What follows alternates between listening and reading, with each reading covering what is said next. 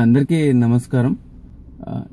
నేను few points చెప్దాం అనుకున్నాను. అది అమెరికా బిస్కెట్ అని మా దోస్తుకైనా నాతో పనిచేసి ఆయన రోజు అంటూ ఉంటాడు అనమాట, అమెరికా బిస్కెట్ అని.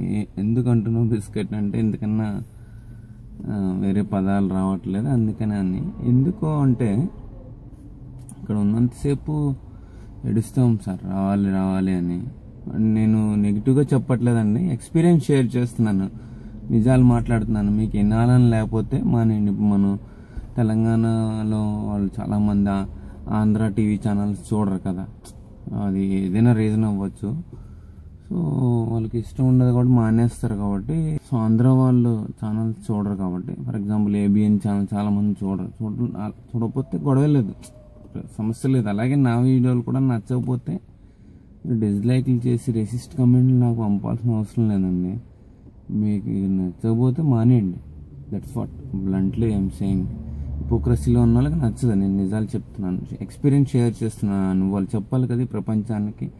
ఎంతమందో అమెరికా రాలేరు కదా, మన భారతదేశం జనాభా కోట్లల్లో ఉంది, లక్షల్లోనే ఎవ్రీ ఇయర్ వస్తూ ఉంటారు. సో అది అయిపోయింది. సో అక్కడ ఉన్నంతసేపు ఇక్కడ రావాలని ఏడుస్తామండి. ఇక్కడికి వచ్చాక ఎవడు వెళ్ళలేడు సార్ బయటికి. ఎందుకు వెళ్ళలేడంటే, ఎగ్జాంపుల్ చెప్తాను. చిన్నప్పుడు తాత్కార్ ఏరియా అంటే కాశీ వెళ్ళారు అనేవారు చాలామంది. అంటే దివంగతులు అయ్యారని చెప్తే నిజం చెప్తే ఈడెక్కడ ఏడుస్తాడా అని ఏంటో మరి తర్వాత చెప్పేవారు, ఆయన పలానా తేదీ నాడు ఇలా అయ్యారు అని.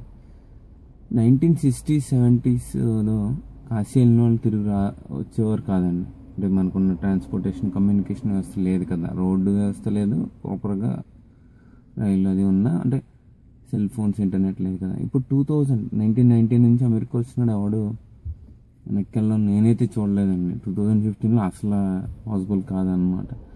అలాంటి మా రవి కొంతమంది దోస్తు చెప్తారు, ఆడెళ్ళిపోయాడు ఈడెళ్ళిపోయాడు అని పెద్ద లిస్ట్ చెప్తారు. అది కూడా నేను నమ్మలేనండి. ఎందుకంటే మనం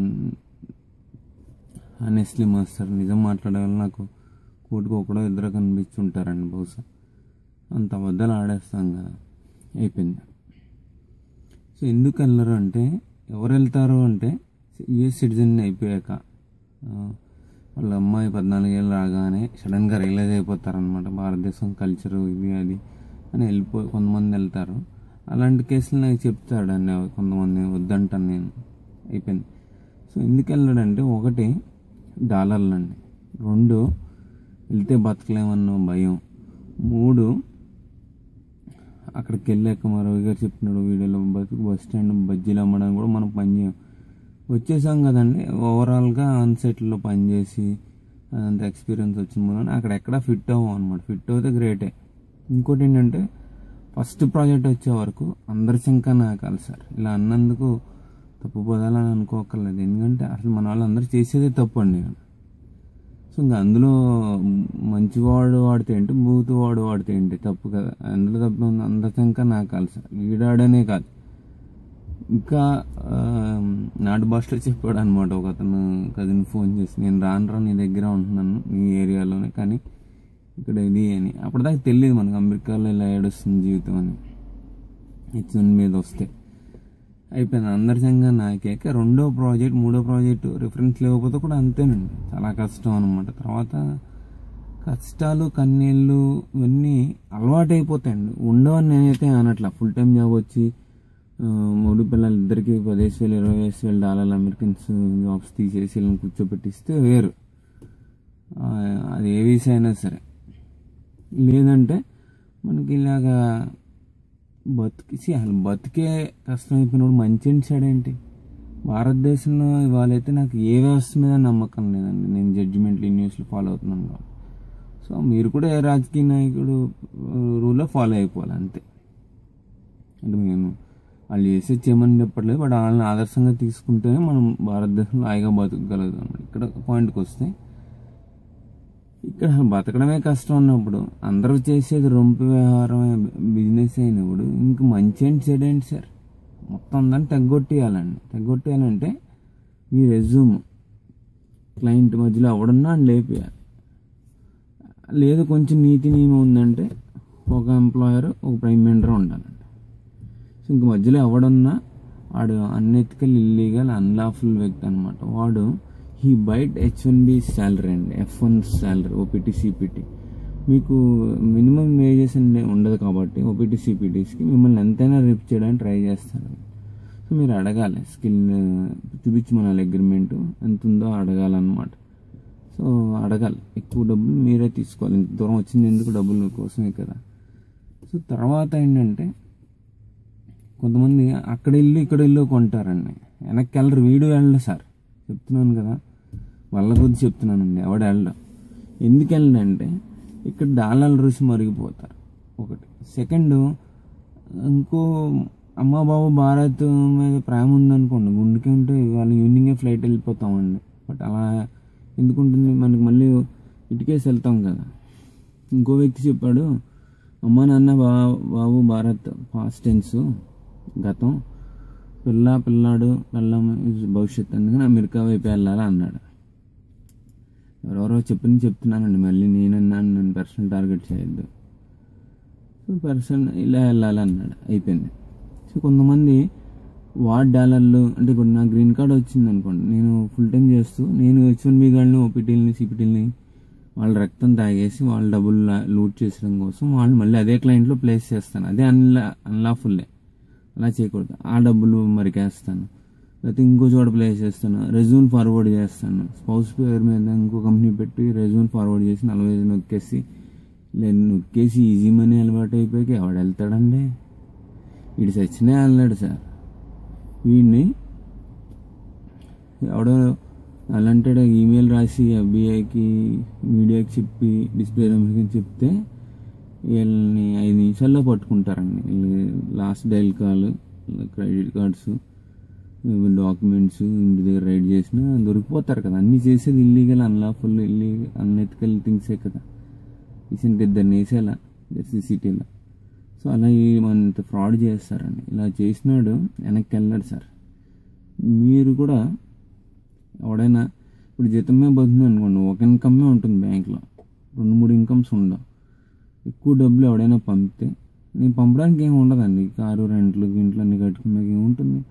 అలాంటి సబ్జెక్ట్ లేనాడే లేయర్స్ కంప్లైంట్ చేస్తాడు. నాకు సబ్జెక్ట్ లేదు ఓకే, బట్ లేయర్స్ అందరూ ఇండియన్సే కదా మెజారిటీ. వాళ్ళందరూ వచ్చి అందరి డబ్బులు తినేసేయడానికి మరి వాళ్ళకి వాళ్ళ అమ్మ బాబు అదే నేర్పారండి, లూట్ చేసి రొంపు బిజినెస్ చేయి, అందరి డబ్బులు లాగేమో అని చెప్పారు. అది నేనైతేనండి ఎంప్లాయర్ ప్రైమ్ మెంటర్, ఈ మధ్యలో ఎవడున్నా ఆడు ఇల్లీగల్ వ్యక్తిలాగే చూస్తాను. ఆడు క్రిమినల్ అండి అకార్డింగ్ టు మీ.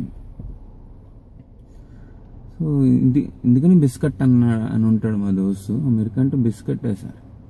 ఇక్కడ వచ్చాక వెళ్ళరండి, 2 ఏళ్ళ నుండి డబ్బులు కుమ్మేసి వెళ్ళడానికి చెప్పాను కదా ఇంతమంది లేయర్స్. మీ డబ్బులన్నీ లూట్ చేస్తే 2 ఏళ్ళు ఎలా వెళ్తారు, 2 ఏళ్ళు మీకు ఏం కొనుక్కోలేరండి, అది సంగతి. బట్ రావాలండి, నేను పాజిటివ్గానే చెప్తున్నాను, రావాలి, వచ్చి చూడాలి, వెళ్ళాలి. నేను అందరినీ వచ్చేసి నేను ఇక్కడ ఉండిపోమనట్లేదు, లేకపోతే అవన్నీ రావద్దని అనట్లేదు. అలాంటివి కూడా వచ్చేసి ఇంకా కొంతమంది ఇన్సల్ట్ చేస్తావా భారతదేశం, ఇన్సల్ట్ కాదండి, మీరు హిపోక్రసీలో ఉంటే మీకు అలా అనిపిస్తుంది. మీరు అందులో నుంచి బయటికి రావాలి. మనం కులం, మతం, హిపోక్రసీ, ఈ మోస్కులన్నీ వేసుకుని తిరుగుతూ ఉంటాం కదా. సో అలా తిరిగే వాళ్ళకి నేను చెప్పేది అలాగే ఉంటుంది. నేనేం చేయలేనండి, మీరు దేవుణ్ణి ప్రార్థించి బయటికి రావాలన్నమాట ఇలాంటి హిపోక్రసీలోంచి. అమెరికా అంటే బిస్కెట్ అండి, అది టాపిక్. ఎందుకు బిస్కెట్ అంటే ఇది ఇక్కడ వీళ్ళందరూ చేసే రొంబ బిజినెస్ ఇదిగా. అసలు ఇక్కడ బతకడమే కష్టం ఉన్నప్పుడు, బతికే భారం అయిపోయినప్పుడు ఇంకా మంచి ఏంటి చెడు ఏంటి సార్. అందుకే నేను ఇంతకుముందు కూడా వీడియోలో ఎగ్జాంపుల్ చెప్పానండి, వ్యభిచారం చేసే అమ్మాయి లాగా చేస్తారు వీళ్ళు మన వెండర్స్ అందరూ రొంపి బిజినెస్ అని.